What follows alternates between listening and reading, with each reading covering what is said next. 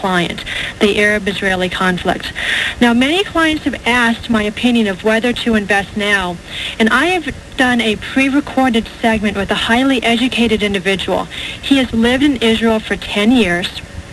He now lives here in Phoenix, Arizona. He's going to discuss his perspective on the Arab-Israeli conflict. Now, I am not here to discuss politics, but rather to discuss why to invest in spite of what's going on. So please, if you will, I'm not going to take any calls. If someone wants to call and talk about the political nature of this issue, please do not call. But if you do have questions regarding investments and whether this is a good time to be investing, those questions I will take. We're not going to leave you empty-handed, though. We are going to give you his website at the end of the segment. And if you would like to respond, you can do that through the website. It is with great pleasure that I now introduce an educational segment with Devin Sper.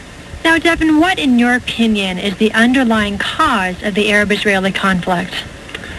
The root cause of the conflict is Arab and Muslim intolerance towards all other nations and religions. For example, there are Muslim attempts to drive the Indians out of Kashmir. They are trying to drive the Christians out of Lebanon and Philippines. They have successfully driven the Serbs out of Kosovo. They're driving the Christians out of Armenia. In Israel, it's no different. The Arabs have been trying for 120 years to drive the Jews out of the country. And to this end, they've employed terror, bombings, massacres, lynchings. Most recently, their tactic is suicide bombings. But the use is always terror, and the goal is always the same, to drive the Jews out of their native country.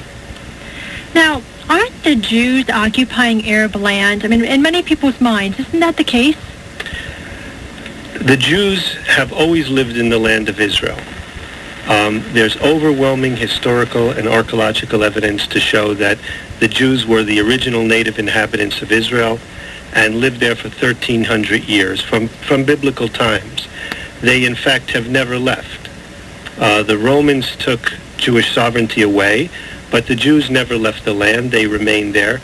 They were the majority or the plurality of inhabitants in many cities like Hebron, Jerusalem, Tiberias, and Haifa for many centuries.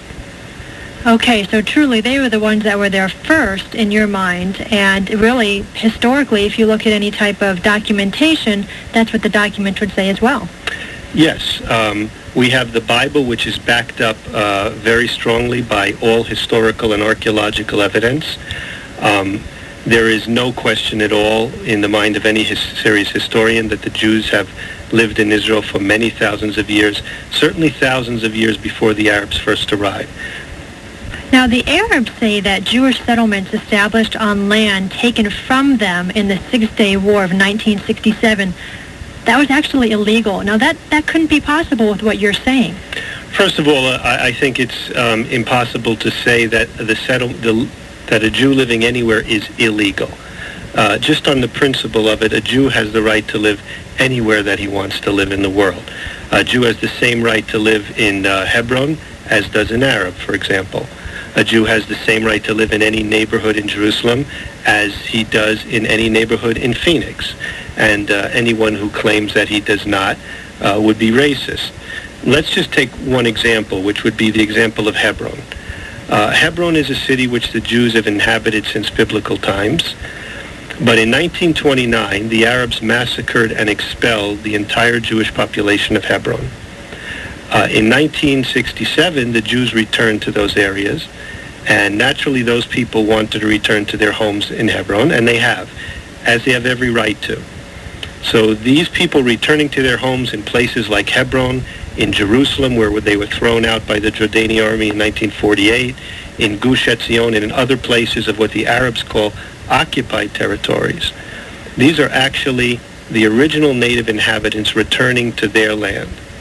That is land that was stolen from them, not in biblical times, but was stolen from them recently, in 1929 and in 1948.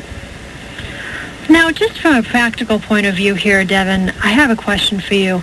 Now, the Jewish inhabitants of a city like Hebron, today, they're surrounded by a sea of Arabs who literally hate them. Just practically, how does that work?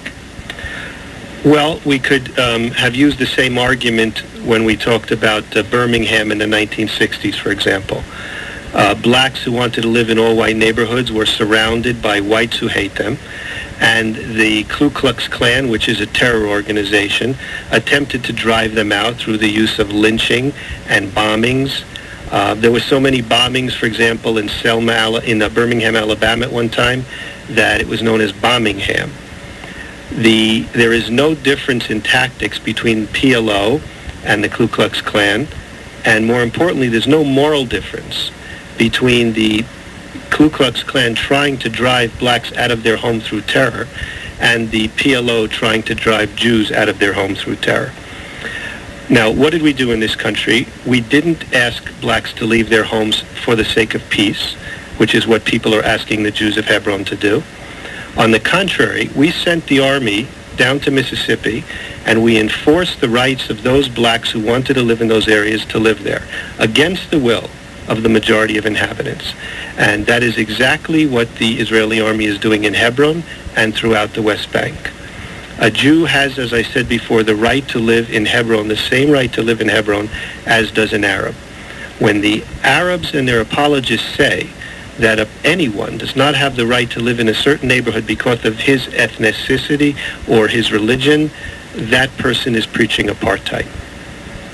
Okay, so really what we're talking about here is whether people are following what we in America think of as just basic morals. Yes, we're talking about basic human rights. I think what confuses people is that the Arabs, while trying to drive the Jews out of Israel, the Indians out of Kashmir, the Serbs out of Kosovo, always claim to be the victims of the very people whom they're victimizing.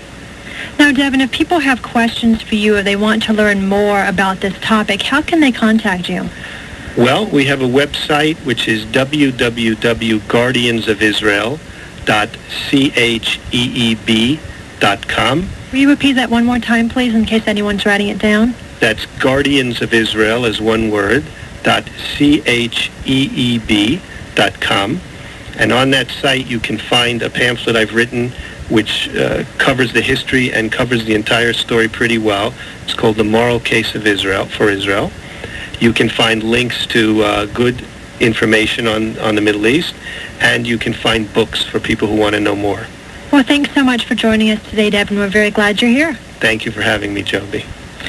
All right, boy, I think that educational segment today was very helpful. I hope those of you who are listening found that to be educational. When I listen to the news, I find that we get only one perspective, and what Devin was able to do was give us a different perspective on the Arab-Israeli conflict. And if you'd like to visit his website, I think that would be very helpful. Now, if you have any questions and you'd like to call about whether this was recorded April 21st, 2002.